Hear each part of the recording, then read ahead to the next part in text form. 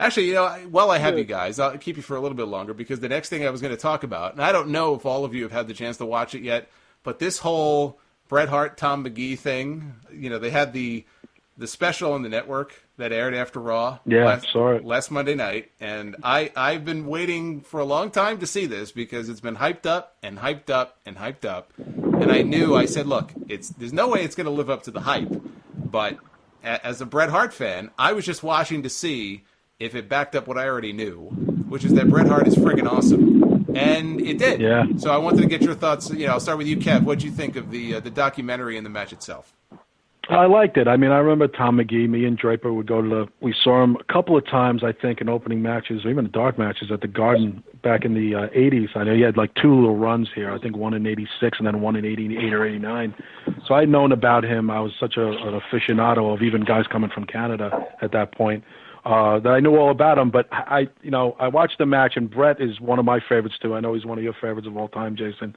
He's one of my favorites too. So yeah, Bret can make anybody look good, but it wasn't a bad match. I was actually expecting it to be like a clusterfuck, and I was I thought the match went well. Bret definitely carried it, but Tom wasn't bad. He did his little flips and all that stuff, impressive. But I could never see him as a Hulk Hogan or Ultimate Warrior or the next big thing. I didn't see that at all. So I don't know what Vince was smoking back then.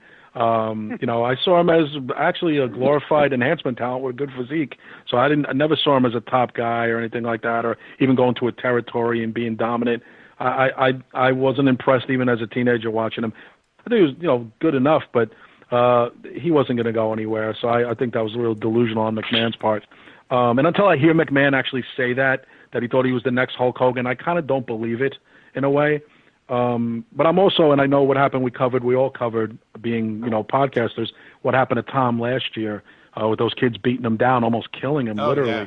So he looked pretty good. Boy, he looked so different from what you remember. Well, but I saw that story, and for people who don't know, I guess there were some kids outside who were defacing, I don't know if it was his car or just other people's property. It was his neighbor's car. His neighbor's car, and he came outside to confront them.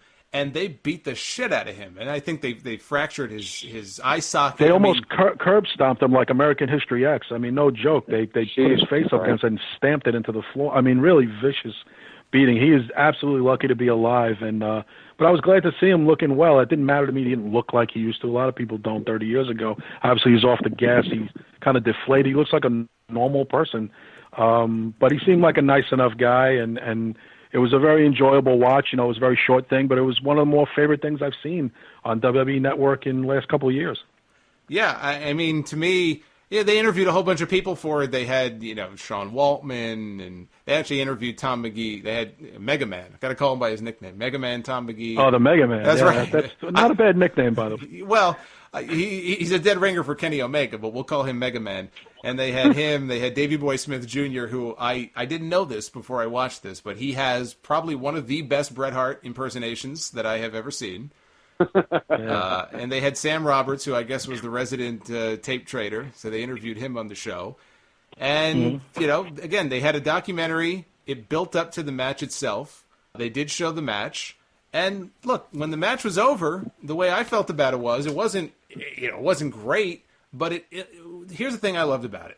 The story that I took away from this when it was over is that Vince McMahon thought he had found his next world champion in Tom Magee, and what he didn't realize is that he did find his next world champion, but it was Bret Hart and not Tom Magee. Yeah, that's right.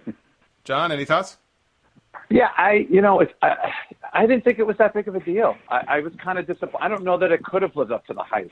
You know what I mean? I feel like we were kind of all set up to be disappointed. If anything, the thing I took away from it, which I think a lot of people took away from it, which I think you touched on, is, just how important Bret kind of really was. I mean, we goof on Bret a lot now. I'm a huge Bret fan. Me and my brother saw Bret pre-Hart Foundation. How many people can say, we actually saw Bret as a jobber? Kev, remember, in the Garden in dark matches, he was a jobber. Yeah, no, we did. Yeah, and I think he actually lost to Johnny Rods. Yeah, he would lose to people like S.D. Jones and Johnny Rods. You know what I mean? So it's so to see the transformation of Bret when they made the tag team and then the team became great, it was really the advent of Bret being a star But also, I never got the hype on this thing anyway. I remember hearing about it and reading about it, and I remember Tom Magee. I remember the Mega Man thing because of the fucking video game. When they, I don't know if they got the name from the video game, but it just felt like it was much ado about nothing. That's all.